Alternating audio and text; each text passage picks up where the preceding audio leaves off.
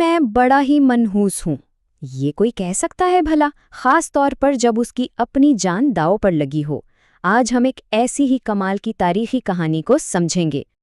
ذرا سوچیں، ایک طرف بغاوت کا سنگین الزام ہے اور دوسری طرف وقت کا سب سے طاقتور حکمران فیصلہ کرنے والا ہے۔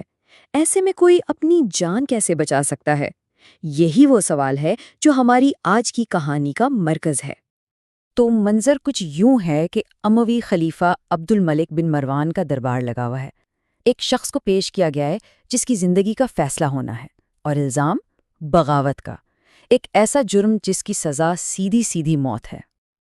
اچھا، یہ کوئی فرضی قصہ نہیں ہے، یہ کہانی باقاعدہ تاریخ کی کتابوں میں لکھی ہوئی ہے، اور یہی تحریر ہمیں بتاتی ہے کہ کیسے اس شخص نے صرف اپنے الفاظ کے زور پر اپنی جان بچائی۔ خلیفہ کا سوال بالکل سیدھا اور لہجہ سخت تھا۔ پورے دربار میں جیسے سناٹا چھا گیا۔ سب کی نظریں اس شخص پر جمی ہیں کہ اب یہ کیا جواب دے گا اس جان لیوا الزام کا۔ اور یہیں سے کہانی میں آتا ہے ایک زبردست موڑ۔ وہ شخص نہ تو گڑ گڑاتا ہے، نہ رحم کی بھیک مانگتا ہے، بلکہ وہ ایک ایسا راستہ اپناتا ہے جس کا وہاں کوئی تصور بھی نہیں کر سکتا تھا۔ اس نے وہ بالکل نہیں کیا جس کی سب کو امید تھی۔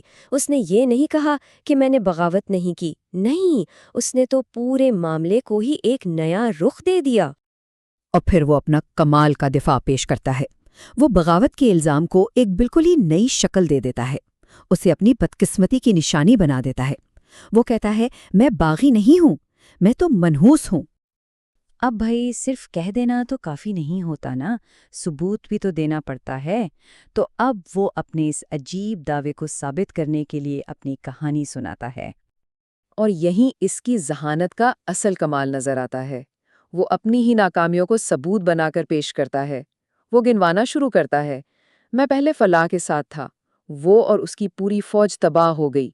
پھر میں دوسرے امیروں کے ساتھ جا ملا، اور ان سب کا بھی یہی حال ہوا، وہ بھی شکست کھا گئے۔ تو اس کی دلیل کا خلاصہ یہ ہے، اس نے اپنی سب سے بڑی کمزوری کو اپنی سب سے بڑی طاقت بنا دیا۔ اس نے خلیفہ کو یہ احساس دلایا کہ اس کی نحوست دراصل خلیفہ کے لیے ایک زبردست ہتھیار ہے۔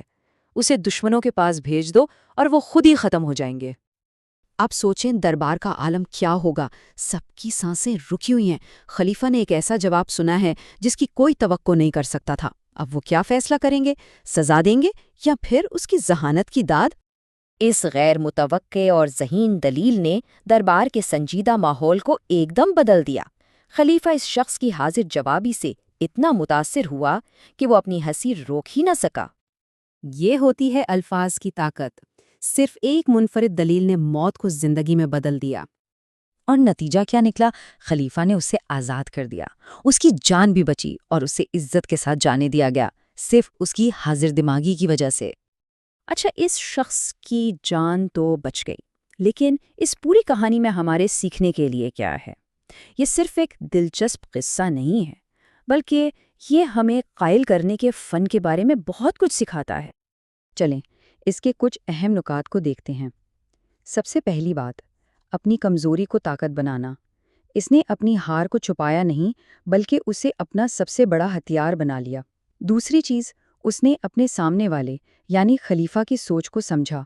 وہ جانتا تھا کہ خلیفہ طاقت کی زبان سمجھے گا، رحم کی نہیں۔ اور آخر میں اس نے حیرت اور تھوڑے سے مذاق کا استعمال کیا۔